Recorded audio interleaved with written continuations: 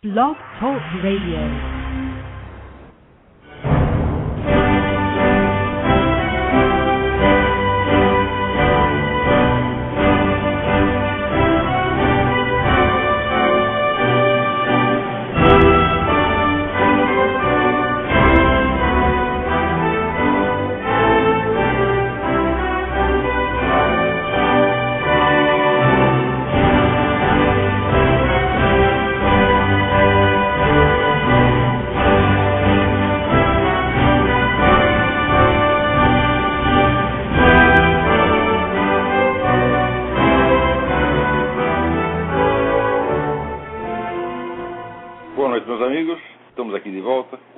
Começamos invocando a Santíssima Virgem Maria, o Santo Padre Pio de Pietrelcina, para que roguem a Deus que nenhuma injustiça se cometa nesse programa. Antes de tudo mais, eu preciso avisar vocês que o telefone, para quem queira enviar perguntas, consultas, etc., mudou. Agora é 213-325-3434. 213-325-3434. Eu imagino que tem gente tentando ligar para o outro número e não está conseguindo. Então, também eu queria ler para vocês um artigo que eu acabo de enviar para o Diário do Comércio. Deve sair amanhã ou depois. Mas como é uma coisa de uma certa urgência, eu queria ler para vocês. Chama-se A Onipotência do Falatório. Os signatários do recente manifesto de acadêmicos em favor da candidatura Dilma Rousseff apresentam-se com modéstia exemplar como, aspas, professores e pesquisadores de filosofia, fecham aspas. Não ousam denominar-se filósofos, porque nos fundos sabem que não o são, nem o serão jamais. Mas também porque esperam que a mídia, por automatismo, lhes dê essa qualificação imerecida ao publicar a porcaria com o nome de com o título de Manifesto dos Filósofos, conferindo-lhes o estatuto honroso no mesmo ato em que os dispensa do vexame de atribuí-lo a si mesmos. A filosofia surgiu na Grécia como um esforço de aprender e dizer o ser das coisas. A palavra ser implica o reconhecimento de uma realidade objetiva, estruturada, inteligível, comunicável de homem a homem. O empreendimento filosófico voltava-se diretamente contra uma tradição de ensino para a qual o ser e a realidade objetiva não contavam para absolutamente nada, podendo ser livremente inventados pela força da palavra e da persuasão. Essa tradição chamava-se sofística. Decorridos 25 séculos, a denominação inverteu-se. O que se chama de filosofia em muitas universidades, especialmente no Brasil, é a convicção de que não existe realidade nenhuma e tudo é construído pela linguagem. Quem ouse praticar a filosofia no sentido que tinha em Sócrates, Platão e Aristóteles é marginalizado como reacionário indigno de atenção. A sofística, com o nome de desconstrucionismo, é o que hoje ostenta nos documentos oficiais o nome da sua velha inimiga, a filosofia. Atribuindo psicoticamente à fala humana o poder criador do logos divino, Martin Heidegger, militante nazista aposentado e um dos ídolos do establishment acadêmico, declara, aspas, a linguagem é a morada do ser, fecha aspas. Como se o ato de falar existisse fora e acima da realidade e não dentro dela. No mesmo espírito, Ernesto Laclau, no livro Hegemonia e Estratégia Socialista, talvez a proposta política mais influente nos meios esquerdistas das 3 últimas décadas, ensina que o Partido Revolucionário não precisa representar nenhum interesse social objetivo e nenhuma classe existente. Pode criar esse interesse e essa classe retroativamente pela força do discurso e da propaganda. O PT, que surgiu como Partido de Estudantes e Socialites, gabando-se por isso de ser a voz das pessoas mais inteligentes, há um estudo do André Singer, publicado sobre isso em 2000, criou com o dinheiro do governo a classe pobre que o apoia e passou desde então a ser o partido dos desamparados e analfabetos, condenando os outros partidos como representantes da elite letrada. Na mesma lógica, a democracia, segundo Laclau, é, aspas, significante vazio, fecha aspas, ao qual o Partido Revolucionário pode atribuir o sentido que bem lhe convenha. O PT designa com esse nome a aliança entre o governo e as massas alimentadas com dinheiro dos impostos, aliança montada em cima da destruição de todos os poderes intermediários, a começar pela mídia. E essa aliança e essa destruição, historicamente, tenham sido a estratégia essencial de todos os regimes tirânicos do mundo, leiam a respeito o livro do Bertrand de Jouvenel sobre o poder, é um detalhe irrisório. O significante vazio admite todos os conteúdos, com a vantagem adicional de que o eleitorado, ao ouvir a palavra democracia nas bocas dos próceres petistas, imagina que se trata da democracia no sentido tradicional do termo, porque não leu Ernesto Laclau e não sabem que eles a usam como palavra código de duas caras, com o significado esotérico para os iniciados e outro exotérico para enganar os trouxas. Não espanta que os servidores das duas maiores mentiras do século XX, o comunismo e o nazismo, tenham acabado por aderir maciçamente à teoria da onipotência criadora das palavras.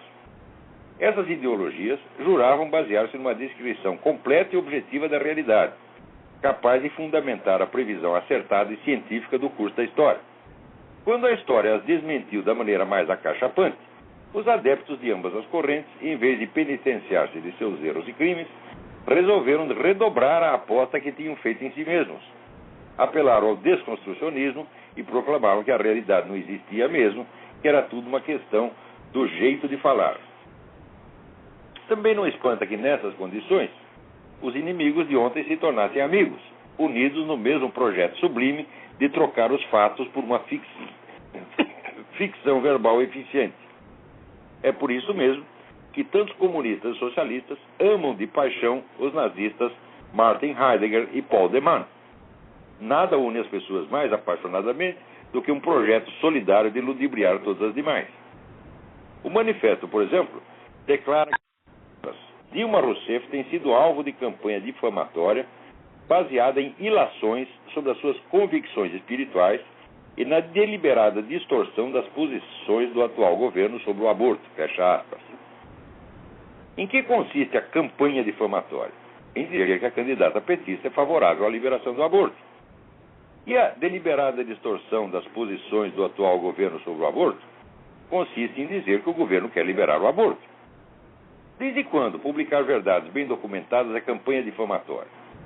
A lógica dessa rotulação é a mesma que o conhecido professor e pesquisador de filosofia, João Carlos Quartim de Moraes, seguiu ao processar o Diário do Comércio por levar a sério a declaração em que ele mesmo se gabava de ter cumprido pena de prisão pelo assassinato do capitão americano Charles Chandler. Segundo Quartim de Moraes, acreditar em Quartim de Moraes é crime. Do mesmo modo, quem quer que assista ao vídeo respectivo no YouTube e ali veja e ouça Dilma Rousseff expressando seu apoio restrito à liberação do aborto, se tornará automaticamente um difamador se acreditar que ela disse o que disse.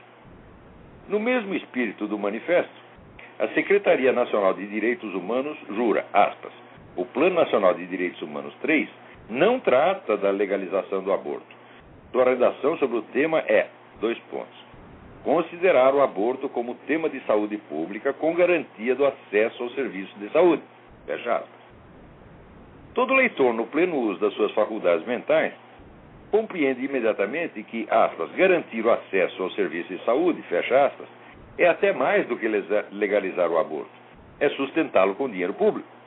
Mas compreender o sentido originário do texto é crime, mesmo porque, segundo a escola de pensamento dominante, nenhum texto tem sentido originário nenhum.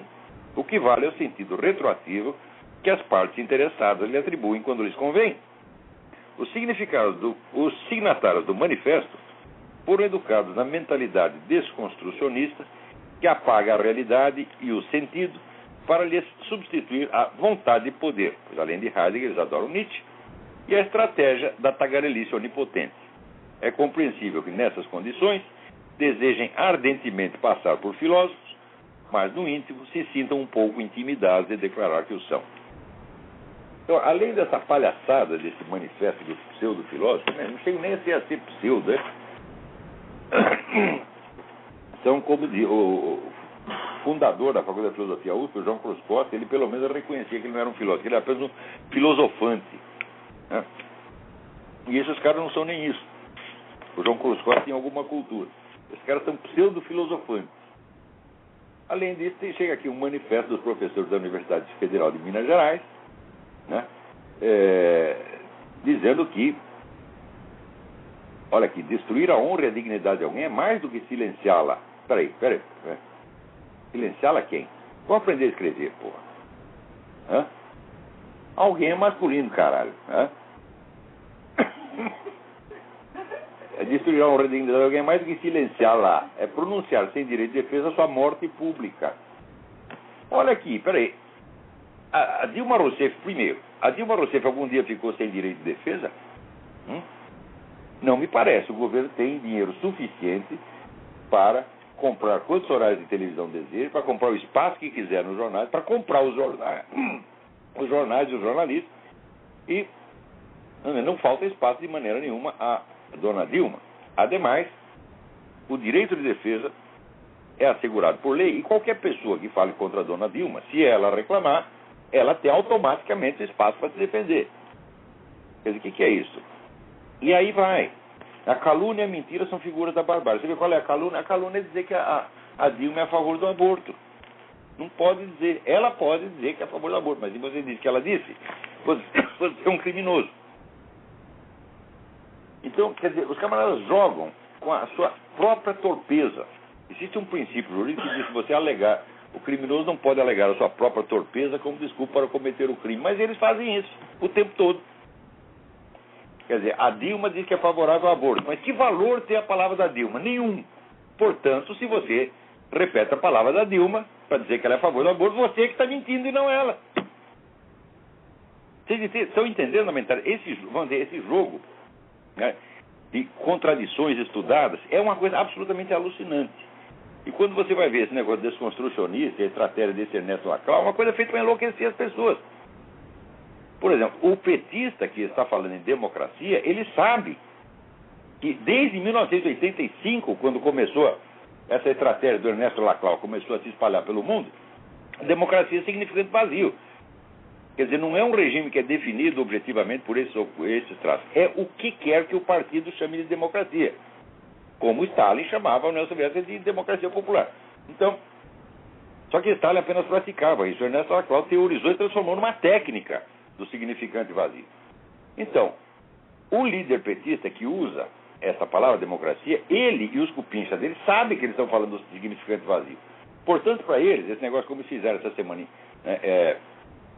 invadir a gráfica do bispo para impedir que ele imprima um apelo ao católico para que não vote abortista, que aliás é um apelo que vem diretamente da própria doutrina católica, invadir gráfica, tampar a boca dos outros, né? Tudo isso aí é democracia. Agora, o cara que ouve, ele não sabe, ele pensa que democracia, a palavra democracia está sendo usada no sentido tradicional, portanto, onde você tem, vamos dizer, lei e ordem, o respeito aos direitos individuais, etc, etc. Então, você atribui ao PT certas qualidades que ele mesmo está declarando que não tem. E é claro, se você pegar os documentos do PT e os ler em público, simplesmente ler, eles vão dizer que você está difamando. Pois esse filho da puta desse Quartinho de Moraes, quando eu repeti a declaração dele, ele se gabando, paguei 2 anos de prisão pelo assassinato do Capitão Chandler. Eu falei, pô, então você é assassino do Capitão Chandler, ué. Acreditei nele, repeti, ele processou o Diário do Comércio dizendo que ele está difamando. Quer dizer, você repetir ipsis literis o que ele disse é crime. Então esse pessoal aqui também, você repete, olha, a Dilma disse tal coisa, isso é calúnia, é difamação. O que está declarando? A palavra da Dilma não vale merda nenhuma, o que ela falou não interessa. Interessa o que nós queremos que você acredite que ela disse. Eles raciocinam assim o tempo todo. Quer dizer, esse pessoal é muito mais vigarista do que a população consegue imaginar. O pessoal pensa em político desonesto, eles pensam em político que desviou um dinheirinho, né? Ou que disse uma mentirinha aqui, outra ali, o político que comeu a secretária. Eles pensam nisso. Eles não são capazes, o povão não é capaz de imaginar o nível de vigarice científica que esse pessoal desenvolve. Vocês só vão entender isso quando vocês começarem a ler os documentos internos do PT, a ler os teóricos do marxismo. Eu sei que é horrível, esse livro do Ernesto Laclau é horrível, horrível. É uma das coisas mais pesadas e parece um livro escrito, um cérebro de chumbo. E, no entanto, tem, pelo menos algumas pessoas entre os conservadores liberais têm que ler essas coisas para saber o que o inimigo está tramando. Agora, eu nos meus conservadores liberais, eu nunca vi quem tivesse lido isso. Eu nunca ouvi um conservador liberal citar o Ernesto Laclau. O próprio Antônio Gramsci, meu Deus do céu, quem foi o primeiro que deu alô que existia Antônio Gramsci no Brasil? Fui eu com o livro A Nova Era da Revolução Cultural, em 93. Daí, para que eu visse algum sinal de alguém se interessar, passaram-se 8 anos. Depois de 8 anos, um general chamado Fábrega, amigo meu, publicou um artigo no Jornal Militar falando de Gramsci. E depois o general Coutinho escreveu esses 2 livros esplêndidos. O general Coutinho ouviu o meu apelo e prestou atenção, e foi lá estudar Antônio Gramsci, e hoje é o grande conhecedor brasileiro na matéria. Mas você vê, o cérebro brasileiro leva 40, 50 anos para reagir a uma informação básica. Agora eu estou dizendo aqui, o PT segue a estratégia do Ernesto Laclau. O PT criou a sua população pobre mediante o Fome Zero. O PT não representava a classe pobre. Veja os estudos, veja o estudo do André Singer, que foi feito em 2000, dizendo: a esquerda no Brasil é só estudante e socialite, é tudo da classe alta. E o povo pobre votava no Collor, votava no Fernando Henrique, votava sempre na direita. Então o que eles fizeram? Na primeira chance que tiveram, pegaram a presidência da República por 2 minutos, já fizeram Fome Zero e constituíram a sua população pobre, que daí naturalmente passou a apoiar. E daí criaram um sistema de poder praticamente indestrutível. Então, é claro que isso é vigarice, meu Deus do céu. Mas como você não vai ser vigarista se você foi educado na mentalidade desconstrucionista para a qual não existe verdade, a verdade é fabricada pelas palavras? Quer dizer que, visceralmente, essas pessoas, vamos dizer, elas mentem porque elas acham que mentir é a coisa certa, porra. São todos assim. Por isso que eu digo, são todos sociopatas. Esse pessoal ligado aí, estruturalismo, desconstrucionismo, etc., também são todos sociopatas. Não tinha muita gente, um bando de gente que seguiu o tal do Althusser, Luiz Althusser, e daí matou a mulher e estourou os miolos. Como diz, sou louco, eu sempre fui louco, porra. Vocês é que não sabiam. E esse Laclau é evidentemente um louco, um tarado. E todo mundo que segue essa gente é louco, tarado. Agora, os loucos e tarados, eles são como uma sociedade secreta, uma máfia. Eles falam numa linguagem que só eles entendem, e o povão de fora atribui outros sentidos inofensivos. Agora, inofensivo, que merda é essa? Veja aqui. Um comunicado que eu recebi. A Polícia Federal, movida por uma ação do PT, recolheu os panfletos elaborados pela Comissão de Defesa da Vida Regional Sul 1 da CNBB, alegando com essa ação crime eleitoral. Mas peraí. Por que não é crime eleitoral os bispos, Dom Pedro Casal Dáliga e outros que estão na teologia da libertação, fazendo manifesto descendo o cacete no Serra, acusando o Serra de mil e uma coisa e prestando solidariedade, prestando apoio à candidatura a Dilma? Então é evidente que só é crime eleitoral quando é contra o PT, porra.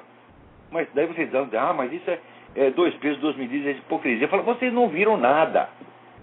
Vocês não têm ideia de até onde vai a sem-vergonhice desses caras. É um negócio abissal. Se vocês começarem a estudar os teóricos do marxismo, sobretudo os das últimas gerações, tipo Ernesto Laclau, Immanuel Wallerstein, Antônio Negri, é um negócio impressionante. O Antônio Negri fala 5 mentiras por página. Ele não para, é um negócio obsessivo, porra. O povão não aguenta essas coisas. E até os liberais conservadores, eles passam mal quando lêem essas coisas. Então o resultado, eles não leem. Meu Deus do céu, mas isso aí é a mesma coisa, né? Do médico que diz que ele não vai entrar no hospital porque está cheio de doente. Mas se eu vou entrar num ambiente desse, tá cheio de bactéria no ar, de vírus, eu não vou entrar lá, porra. Ora, porra, quem está na chuva para se molhar. E se você tem a sua profissão, né, a profissão implica que você tem uma resistência específica para aquele malefício. Né? Se você não aguenta ficar no meio de doente, não vai ser médico. Se você não aguenta ficar no meio de bandido, não vai ser advogado, porra. Né? Se você não aguenta ficar no meio de mentiroso, não vai ser escritor, jornalista. Né? Então a gente tem que entrar no meio dos mentirosos e cortar a cabeça deles. A cabeça ou o peru, sei lá. Diga aí. Tem alguém na linha? Alô? Alô, quem é? Oi, Olavo. É Emerson de Curitiba, tudo bem? Emerson, tudo bem? Tudo bem, graças a Deus. Olavo, eu quero fazer 2 perguntas rápidas para você. Fale bem alto, porque o som aqui está baixo e eu estou velho, surdo e broxa. Fale alto. Então tá bom. Tá me ouvindo bem? Mais ou menos. Vai, fala aí. Então tá. O seguinte, você deu uma entrevista uma vez para a Folha de São Paulo em 2006. Tem um trecho da entrevista que você fala assim, que nem todo esquerdista, que você não é contra toda a esquerda, do fato da pessoa ser de esquerda, mas sim contra essa tradição marxista, comunista, e que isso tem que acabar.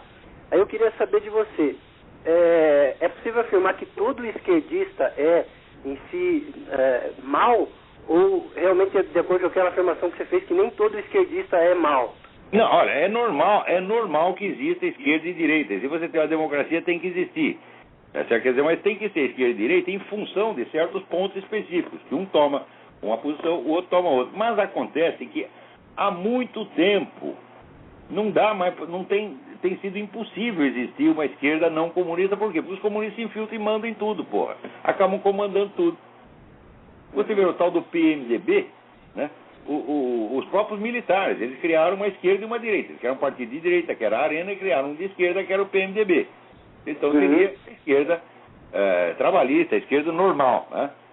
Bom, no dia seguinte o Partido Comunista já mandava em tudo.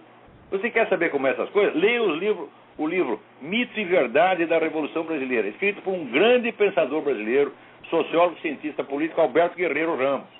Tá certo? Estou notando aqui, Mito e Verdade. Inclusive, depois, mais tarde, né, fizeram aquela onda toda em torno do Milton Campos. O Milton Campos era o primeiro negro que subia na hierarquia, né, universitária. 50 anos antes já estava lá o negão Alberto Guerreiro Ramos, que era um gênio, não era uma besta quadrada que nem Milton Santos, né? Então, não é Milton Campos, é Milton Santos. Eu também estou ficando velho gaga, vocês desculpem. Então, ia lá, deixa eu contar a história, peraí. O Guerreiro Ramos era o teórico e estrategista do Partido Trabalhista Brasileiro.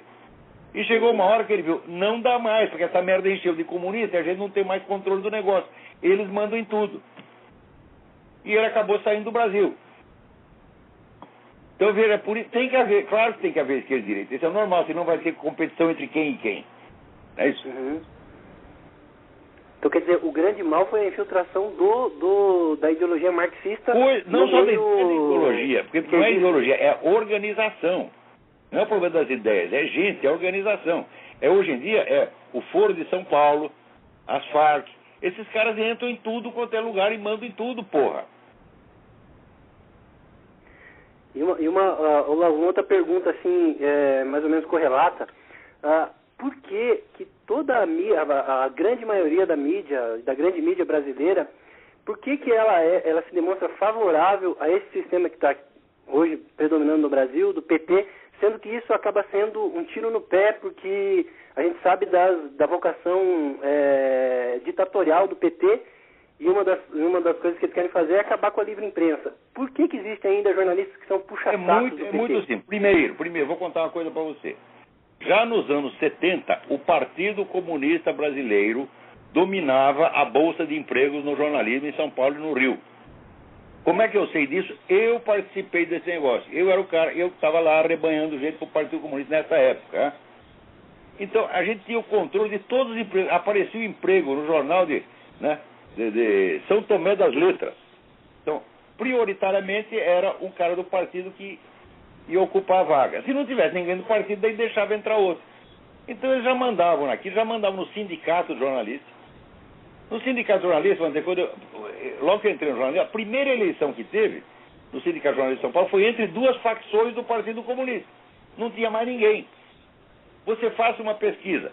Veja, pega todos os sindicatos de jornalistas do país e veja se em alguma eleição houve nos últimos 50 anos alguma chapa de direita. Nenhuma. É sempre duas ou três chapas de esquerda, todas elas controladas pelos comunistas. Então é por isso que elas já tomaram conta disso há muito tempo. Durante o tempo da ditadura, os comunistas já controlavam as redações e botavam para fora quem eles queriam. Pois eles não fecharam.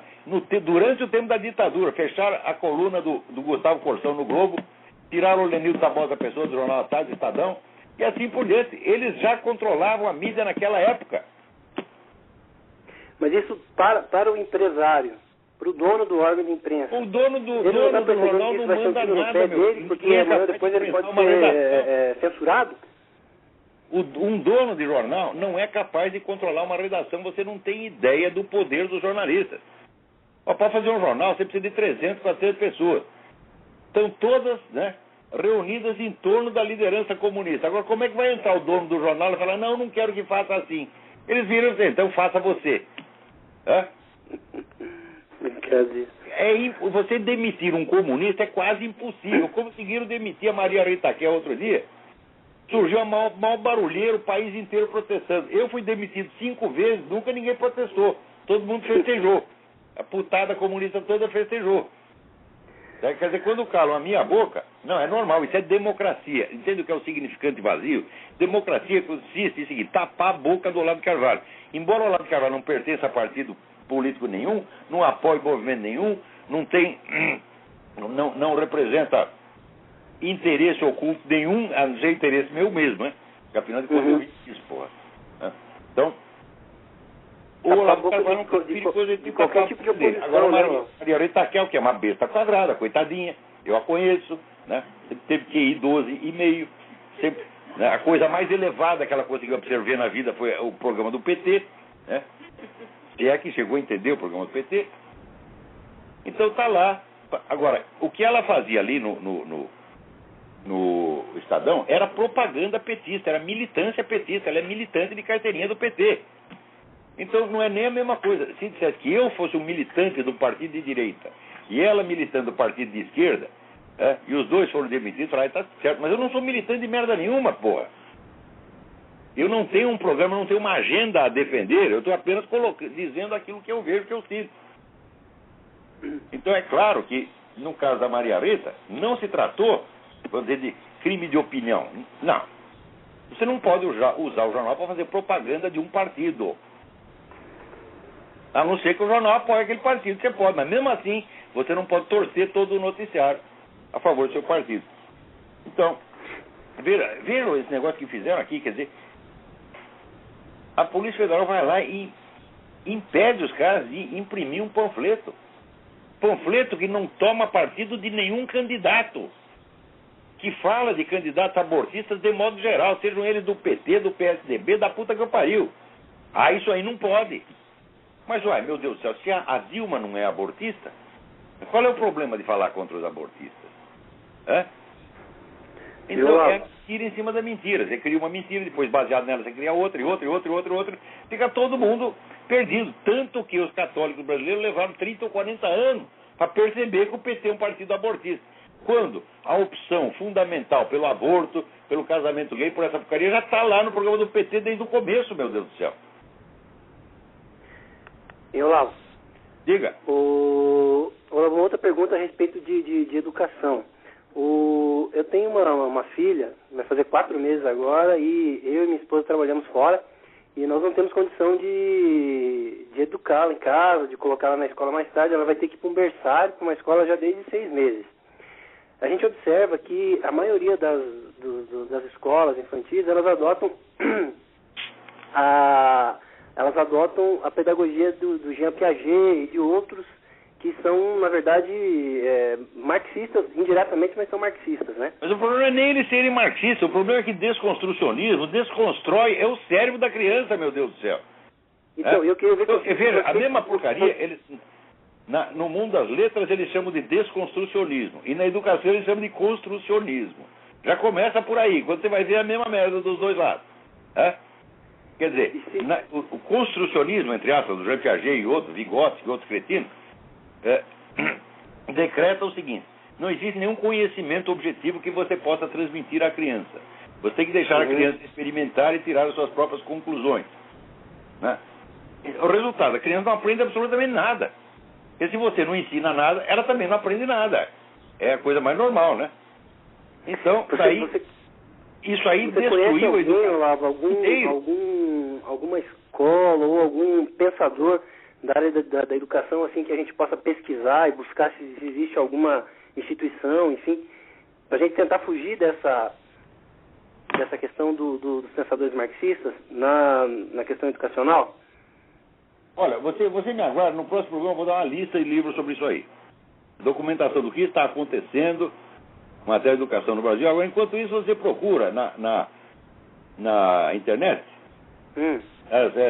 artigos e pronunciamentos do professor Luiz Carlos Faria da Silva. É o cara que mais entende de educação no Brasil. Luiz Carlos Faria da Silva. Luiz Carlos Faria da Silva. Ele vem há 20 anos pesquisando os efeitos desastrosos dessa educação construcionista. É a educação construcionista praticada por desconstrucionistas. Tá certo? É um negócio devastador. Tanto que os alunos, estudantes brasileiros, têm sempre os últimos lugares. Últimos lugares. Nos outros Olavo, muito obrigado, viu? Boa noite, fica com Deus. Mas não tão completamente quanto no Brasil. Aqui nos Estados Unidos você tem escolas que não seguem isso. O ensino privado aqui dá até alguma força, e dentro das escolas privadas, algumas preferem ensinar da maneira certa. Agora no Brasil não.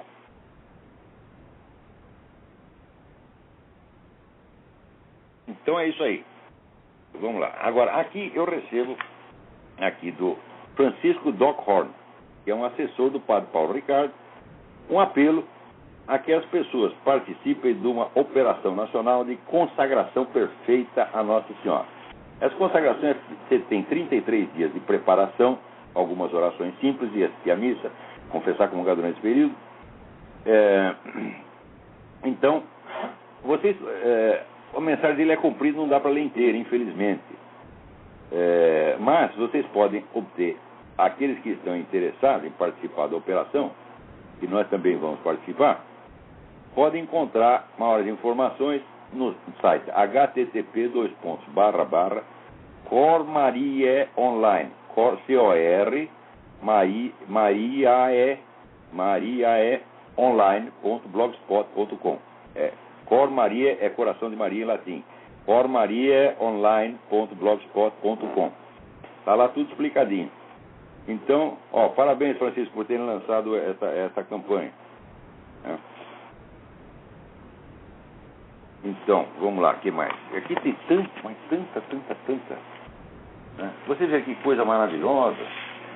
A Casa Civil prorrogou por 30 dias a investigação do caso Helenice. É claro, isso podia prejudicar a candidatura a Dilma, e prejudicar a candidatura a Dilma é proibido por lei. Está aí o TSE que não me deixa mentir. Esse TSE devia ser fechado, porra. Olha aqui, alguém me manda um negócio impressionante, eu não sei qual é a fonte, mas você tem aqui a fotocópia dos documentos. Saiu no jornal da Bulgária, chamado Dnevnik, aparentemente é um jornal grande. Está aqui uma certidão de nascimento da dona Dilma Rousseff, assinada por um cartório búlgaro. Está aqui o documento. Pode ter sido Photoshop, pode ter sido falsificado, não sei. Porém, a denúncia é gravíssima. Segundo ela, a Dilma não nasceu no Brasil e está, pela Constituição brasileira, impedida de ser presidente da República. Então, cadê o TSE que não investiga essa porra? Já tinha que ter o agente da TSE na Bulgária, pegar o documento e ver se isso existe mesmo. Tem que ir lá na redação do jornal e dizer, da onde vocês tiraram isso? Me mostra o documento original, uma fotocópia, porque isso é muito grave. Foi a mesma coisa que aconteceu nos Estados Unidos. Até agora ninguém sabe onde nasceu o porra do Barack Obama, porra. Não é que ninguém sabe onde nasceu o Barack Obama. Ninguém sabe nada do Barack Obama. Não tem um documento dele que seja acessível, né? Outro dia, eles vão dizer, para aplacar, né, as dúvidas das pessoas, publicaram o passaporte dele. Mas que passaporte? Publicaram o passaporte que deram para ele depois dele se tornar presidente da República. Mas o que o passaporte posterior pode provar, né, sobre os documentos anteriores? Isso é enganar a população. Então, você vê aqui, colocar estrangeiros na presidência das nações e enganar todo mundo é importantíssimo para o esquema globalista, para corroer as nacionalidades, meu Deus do céu. Você coloca um cara do Quênia aqui nos Estados Unidos, coloca a mulher da Bulgária no Brasil, né? Coloca lá um irlandês na presidência da França, né? Um italiano na presidência da Espanha, e assim por diante, vai esculhambando tudo, porra. Isto é um programa deliberado, está ficando claro isso aí. Então, no caso do Obama, é muito claro. E forçar um sujeito estrangeiro ou sem documento na presidência da República é importante para você desmoralizar o sistema constitucional e legal do país. Imagine se depois que termina o mandato do Obama, ele muda, né, para as Ilhas Caimã, tá certo? E de lá ele diz, eu nasci no Quênia mesmo, fiz tudo vocês de trouxa. Você enfraquece e desmoraliza o país completamente, né? Então, aí cuidado com a dona Dilma Rousseff, porque ela é capaz de governar essa porra durante 4 anos, depois também vai para as Ilhas Caimã gastar o seu dinheiro e Diz, eu nasci na Bulgária mesmo, fiz vocês de trouxa. Agora aqui, ó, que maravilha. Isso só saiu aqui no Live Site News. Um grupo de soldados brasileiros diz que o tenente-coronel fez assédio sexual com eles, os forçou, né, a participar de atos sexuais sob ameaça. Então, você vê, não é só padre pedófilo, aqui tem coronel pedófilo, cuidado. Né? Você está lá, o garotinho, né, recluta, né, novinho, bonitinho, 18 anos, né, bate continência pro coronel, o coronel fala, continência o caralho, vai baixando as calcinhas. E pronto, e vai comendo, come um, come outro, come outro, come outro, come outro. E você imagina quantos recrutas não estão na fila para ser comido por esse coronel. Mas a imprensa brasileira faz um escândalo em torno disso? Não. Saiu aqui o artigo do Matthew Hoffman no lifesitenews.com. Dê uma olhada lá. Former Brazilian soldiers say they were forced to have sex with homosexual superior. Que maravilha. Olha aqui. Eu não vou dar nem o nome dos caras. Puta merda. Então, cuidado que assim, olha, todo lugar que tem muito homem é perigoso. Prisão, exército, colégio interno, né? Então, se não tem uma pessoa muito bem intencionada e muito honesta para fiscalizar isso, aquilo vira viadagem geral mesmo, aí, né? Igreja, porra, né? Eu, quando era moleque, né, eu era de uma inocência, de uma estupidez monumental. Estava lá no tal da Congregação Mariana, né, vendo um filme, e depois chega o sujeito e começa lá a me dar uns amassos. Eu não entendi porra nenhuma, não tinha ideia do que era aquilo, né? Eu só achei que era uma coisa muito esquisita. Terminou o negócio com a maior inocência. O cara fez isso assim, assim, né? Daí os meus amigos arregalaram os olhos e falaram, vou contar pro padre. Eu falei, por que contar pro padre? Falaram, não, isso é grave. Daí contaram pro padre, o padre botou o cara pra fora. Eu não entendi porra nenhuma, né? E se ele me comesse ali mesmo, eu também não ia entender nada. Eu não sabia absolutamente nada do que era sexo. Levou anos depois para que eu soubesse o que era. Então, você imagina, né? Nesses lugares só tinha homem naquela coisa.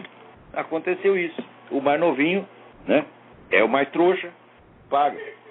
Agora, cara, vamos supor, por uma desgraça, o cara tivesse me comido. Come uma vez, come duas, come três, eu ia gostar, acabar gostando do negócio e ia estar lá na liderança do movimento gay.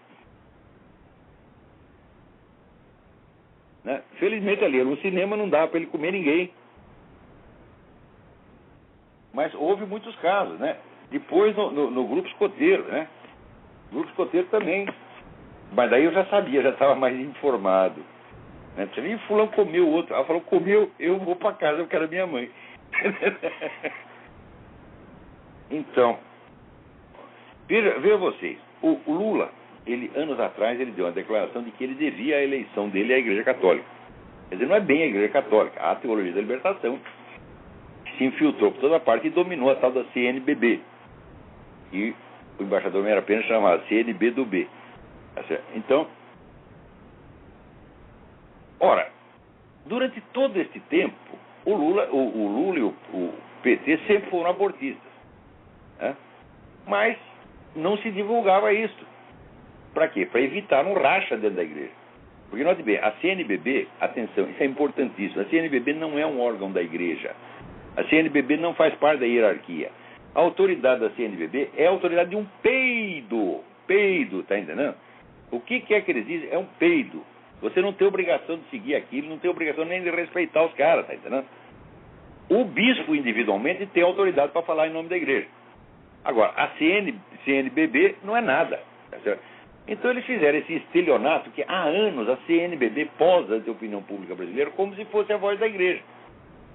E não tem um jornalista para avisar. Olha, isso é apenas, quer dizer, uma sociedade civil, uma ONG, né? Não é um órgão da igreja, ela não fala em nome da igreja. Nunca um jornal brasileiro informou ao seu público isso aí. Que a opinião da CNBB é apenas a opinião particular de um grupo de militantes, onde você vai ver são todos teólogos da libertação. Né? Mas, então isso quer dizer que quando um bispo, como Dom Luiz Gonzaga Bergonzini, diz alguma coisa em seu nome próprio, ele está falando em nome da igreja também. Mas a CNBB não. Agora, daí entra aqui o governo para impedir que o cara fale, porra. E isso aí é a democracia. Então, é a democracia no sentido do Ernesto Laclau, significante vazio. Quer dizer que Adolf Hitler poderia chamar o seu regime de democracia, tá tudo certo, porque é significante fazer, você põe lá dentro da merda que você quiser. Pega a merda que tem na sua cabeça e preenche a palavra democracia. Né? Peraí, tem mais alguém na linha. Alô, quem é? Alô? Alô, Olavo? Eu? É Tiago de São Paulo, tudo bem? Tiago, tudo bem? Diga. Olavo, deixa eu mudar de pau pra cacete aí, é só um parêntese. Fale mais alto, fale mais alto. Tem aquela história de que os irmãos Wright e Santos Dumont chegaram às mesmas realizações na aviação quase ao mesmo tempo, e tem aquela coisa do cálculo diferencial de Leibniz e Newton, né? Isso. E a teoria de evolução, também, mesma coisa. Eu queria saber se isso tem alguma coisa. Eu queria saber se na ciência toda hora. Isso tem alguma coisa a ver com o espírito do tempo? Essas realizações chegaram concomitantemente ou quase ao mesmo tempo? Isso é a lei das probabilidades. Se tem 10 mil negros interessados na mesma questão, a possibilidade de que 2 cheguem à mesma resposta é altíssima. É até estranho que não aconteça com mais frequência. É simples lei das probabilidades, né? Quer dizer, vamos dizer, o interesse por uma determinada questão se dissemina numa determinada época, né? Então, através de meios de comunicação, establishment escolar, essa coisa toda. A pergunta fica no ar. Aí começa a aparecer as respostas, pô. E é quase impossível que cada uma delas seja absolutamente diferente. Às vezes não se trata, não é que um copia o outro, não é plágio, não é sacanagem, também não é um efeito mágico, é simples probabilidade. Tem o caso do Einstein e Henri Poincaré, né? Henri Poincaré tinha praticamente exposto toda a teoria da relatividade antes do Einstein. E coincidiu que o Einstein levou, como é que diz, teve mais audiência. Então fica como inventor da coisa. Mas ele mesmo reconhecia que o Poincaré tinha descoberto coisas fundamentais para ele. E assim por diante, né? Então, essa concepção do Zeitgeist, do espírito do tempo, como se fosse vamos dizer, um tecido comum de pensamento, de concepções, que está parecendo que está grávido aí. Zeitgeist, espírito do tempo, é uma figura de linguagem, não um conceito científico. Tá? Quer dizer, você apreende uma série de similaridades, uma série de convergências, e você chama isso de Zeitgeist, espírito do tempo. Mas não é uma entidade que exista, não é um ente. Né? É apenas uma denominação comum que você dá a várias tendências individuais ou grupais que convergem de alguma maneira. Tá.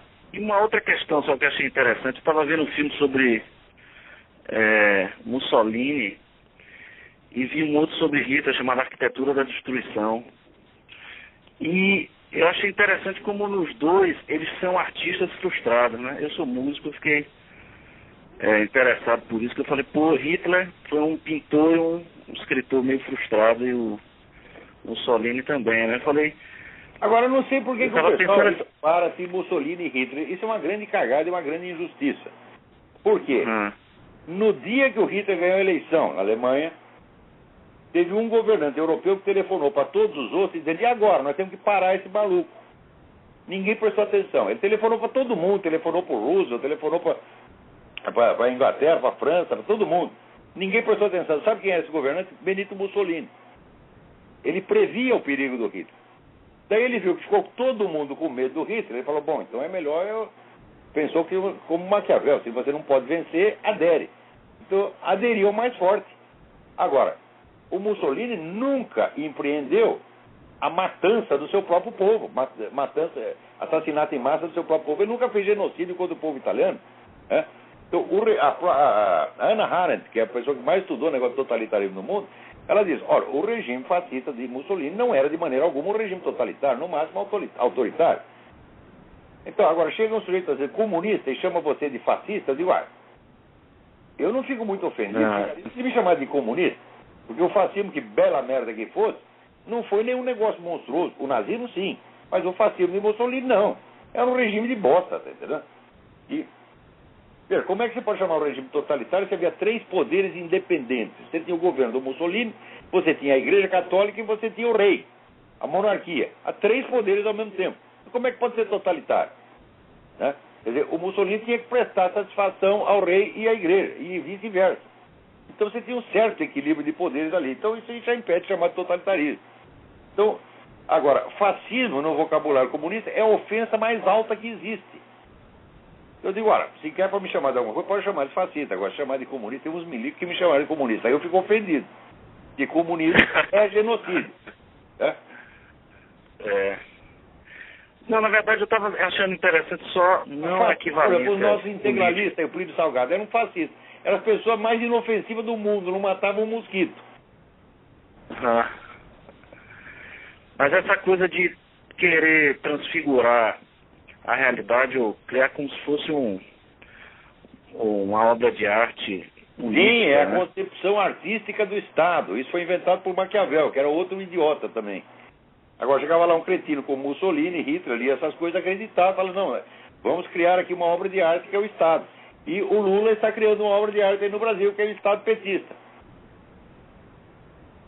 Então, beleza, frustrado. Deviam dar, sabe, essas caixas de massinha que dá para as crianças? Tinha que dar uma dessa pro Lula, para ele poder analisar. Pega a vareta melhor, pô. Vai brincar de massinha, menino. Então pega a vareta. É, pega a vareta, vai brincar de pega a vareta, ó. Não, porque ele vai achar que é uma insinuação de onde deve enfiar a vareta. Podemos brincar de caneta. Eles olha, ainda tem a caneta para fazer muita merda. É a única caneta do mundo que escreve com cocô. Valeu, meu querido. A caneta ali no rabo da nação, enche a caneta e daí escreve merda, porra. E cuidado porque, olha, se a Dilma perder a eleição, o Lula nos últimos dias tem uma pilha de decretos, deve ter umas 10 mil páginas de decretos lá, decretos catastróficos, esperando pro Lula assinar, se a mulher não for eleita. É, bicho, aí tá encurralados. É isso mesmo. Valeu, Olavo. Um abraço. Então, tudo bom, tudo bom. Até mais.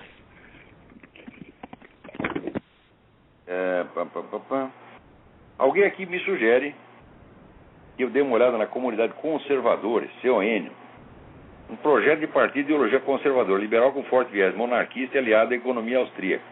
Bom, eu sou a favor da economia austríaca e, pelo menos para o Brasil, eu acho que a monarquia foi melhor do que a república. Vou dar uma olhada lá. Mas olha, eu não acredito em programa partidário de modo geral. E entrar no partido não vou entrar, não. Né?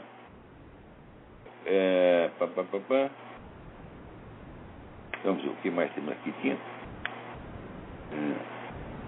Eu gostaria que vocês dessem uma olhada lá no site Mídia Sem Máscara. Tem uma série de vídeos interessantes com todas as provas do abortismo, vamos dizer, inflexível do PT e da Dilma. Quer dizer, quando eles dizem que chamar de abortista é calúnia, é difamação, eles estão mentindo, meu Deus do céu. Eles estão acusando você de acreditar neles. Né? Agora aqui tem umas outras perguntas que não dizem respeito a... Aqui, peraí, também tem outro negócio. Aqui, o Partido Convergência, a terceira força política da Espanha, enviou uma carta ao cônsul da Venezuela em Barcelona, manifestando preocupação pela detenção do presidente da Unamérica, Alejandro Penha Cruz. O Alejandro Penha Cruz continua na cadeia. Não tem julgamento. Aliás, nem pode ter, porque a testemunha, a alegada testemunha, o tal do Chávez Abarca, foi mandado para Cuba e não tem como interrogar. Então é a testemunha inacessível, a testemunha invisível. É a única coisa que eles têm contra o Alejandro Penha Cruz. Essa testemunha, que eles dizem que é um perigoso terrorista, mas que no país dele ele só foi acusado de roubar um automóvel. Agora aqui, você vê, a Tânia Kramer faz uma pergunta que não tem resposta. Que conselho você daria a quem teve o azar de ter vocação acadêmica na área de humanas? Eu dou um conselho, você sai correndo do Brasil e vai estudar em algum lugar de dê para estudar. Porque aí, olha, no Brasil, no ensino dito superior, só tem 2 ou 3 faculdades técnicas. O BUITA, Escola Militar de Engenharia, essas coisas, 2 ou 3 faculdades de medicina, você pode aprender alguma coisa. Na área de humanas não tem nada, minha gente, não tem nada, só tem vigarista, charlatão, esse pessoal que assinou o manifesto pro Dilma aí, porra. O negócio é catastrófico. O que não quer dizer que na faculdade não tenha 1, 2, 3 caras honestos, mas não adianta. Né? quando estou na faculdade, diz ela, tenho vontade de berrar ao ler tantas coisas repulsivas. Mas fora da faculdade não acho meu grupo. Tânia, eu criei o meu seminário de filosofia para pessoas como você, porra. Se houvesse um curso bom de filosofia, eu não ia criar o meu. Você vê, o padre lá dos Anjos, meu falecido professor, ele estava tentando criar um ensino melhor de filosofia no Brasil. Só que daí o padre lá dos Anjos morreu. Foi o único homem que eu conheço que morreu de alegria. Quando os russos saíram da Estônia, ele que era um patriota estoniano, ficou tão contente que teve um infarto e catapimba morreu. Né? E foi pro céu, evidentemente, que era um santo homem. Então, daí ele morreu. No dia seguinte, desmantelaram todo o trabalho dele que ele estava fazendo ali na PUC do Rio, né? E substituíram tudo por teologia da libertação. Chego lá para ver o que estão fazendo. Está lá um idiota interpretando o Evangelho à luz de Nietzsche. Então, vai tomar no seu cu, vou embora, pô, né? Também, alguém aqui pergunta, qual é a diferença entre as aulas do seminário online e da história essencial da filosofia? A história essencial é exatamente isso, é uma narrativa histórica, pela ordem cronológica, e não entra na discussão dos problemas filosóficos propriamente ditos. Quer dizer, você apresentar as filosofias dos vários filósofos é uma coisa, e você atacar substancialmente os problemas filosóficos é outra, que é exatamente o que nós fazemos no seminário de filosofia. Então, o ensino por método histórico ou por método temático é completamente diferente, tem nada que ver. Quer dizer, a história essencial da filosofia visa te dar um subsídio para depois você poder se orientar no ensino temático. Mas, vamos dizer, a formação mesmo você só vai obter no próprio seminário de filosofia. Aliás, te digo o seguinte, digo sem nenhuma vaidade, sem nada, porque é um fato. Formação de filosofia no Brasil só nos meus seminários de filosofia. No resto não existe. Não existe mesmo. Né? Tanto que esse pessoal, quando assina o manifesto, eles são professores e pesquisadores de filosofia. Não tem um que dizer, eu sou um filósofo. Porque não é mesmo. Agora, meu filho, eu sou. Né? Eu sou, não porque eu seja gostoso, bacana, mas porque é exatamente isso que eu tenho feito. Você vê, no Brasil, quando fala assim, currículo, né? O meu currículo é constituído das coisas que eu fiz. O número de realizações que eu tenho no campo, não só intelectual, mas no campo editorial, em outros, é imenso. Meu currículo dá 1000 páginas. Agora, o currículo dos caras é o quê? Títulos e cargos. Ou seja, não o que eles fizeram, mas o que outros deram para eles. Você ocupar um emprego, meu filho, não mostra mérito nenhum. E você ter um título, significa que você é um cara que não tem a menor ideia do que é filosofia, mas você tem um atestado assinado por outro que também não tem ideia do que é filosofia. Você imagina eu andar por aí com um diploma assinado pelo Dr. Emir Sader ou pelo Quartinho de Moraes. Não serve nem para limpar a bunda, isso é papel pintado, gente. Você não pode nem limpar a bunda aqui, que vai ficar impresso na sua bunda, né? Universidade de São Paulo. Então, Tânia, venha para o seminário, isso não é propaganda, não. Venha para o seminário, aqui é o seu lugar, pô. Você vai ter amigos, você vai ter uma rede de pessoas que têm os mesmos interesses intelectuais que você, que não estão lá para arrumar emprego, nem para subir na hierarquia do PT, mas que querem compreender a filosofia e querem ser filósofos, querem ser filósofo é exercer a filosofia na tradição de Sócrates, Platão e Aristóteles. Isso é ser filósofo. O resto é parecer filósofo, né? Ou estar filósofo. Tá certo? Então, me mostra uma tese filosófica que esses caras tenham apresentado, porra. No máximo, eles fazem, assim, alguma interpretação melhorzinha da filosofia de alguém. Mas não tem uma interpretação original no Brasil.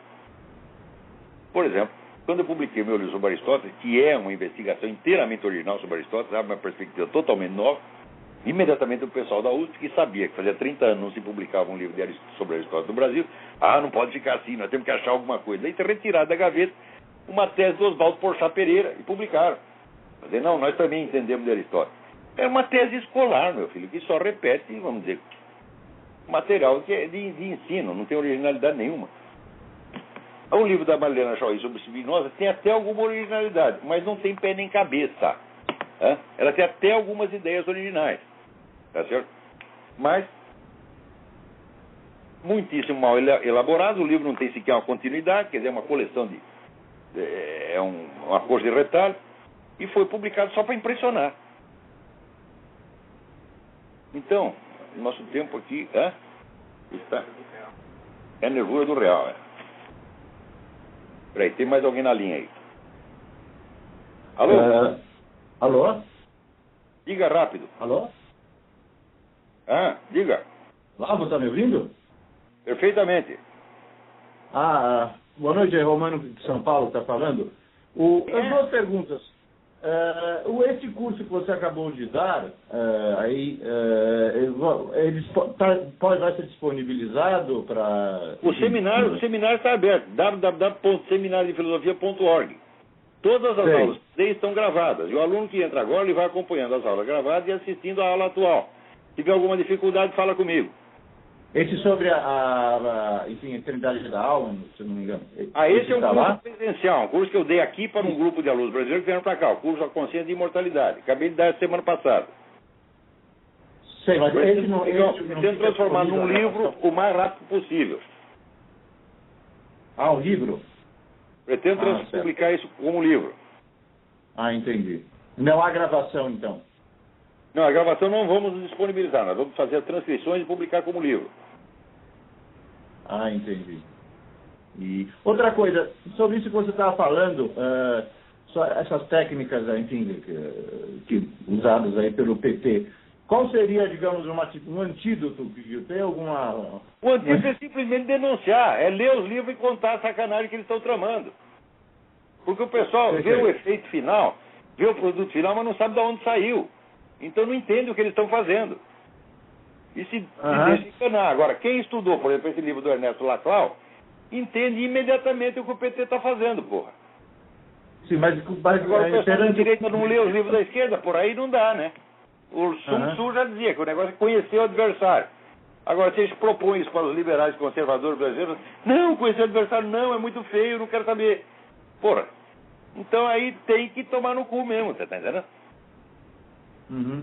Sei, mas agora, diante da discussão pública, tem algum antídoto ou não? Como é? Não, olha, na discussão proposto artigo após artigo. Tem que denunciar essa coisa 1000 vezes. E quando o cara começa a falar, ele falou democracia. Eu digo, peraí, você está usando democracia como significante vazio porque você está seguindo a estratégia do Laclau, você está querendo me enganar. Para com isso. Cada palavra que os caras dizem, a gente tem que desmascarar. Certo. Tá bom, então. Obrigado, hein? Boa noite. Obrigado. Agora, aqui. No zoológico da África do Sul, morreu o chimpanzé Charlie, aos 52 anos de idade, após ter fumado desde a infância. Ele viveu 10 anos a mais do que a média dos chimpanzés. Morreu com 52 anos.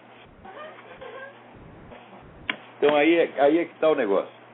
Bom, eu acho que hoje não dá mais tempo para mais nada.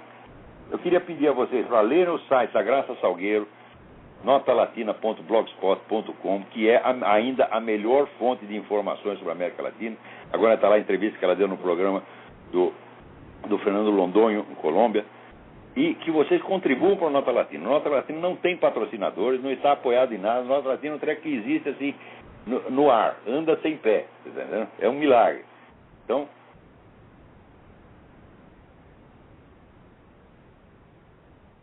e por favor, não mandem e-mails de notícias para o e-mail do Seminário de Filosofia. Pode mandar para cá, para mim, né? Ou para o Mídia Sem Máscara. Para o seminário, não. Então, bom, é só isso aí. Até a semana que vem. Muito obrigado.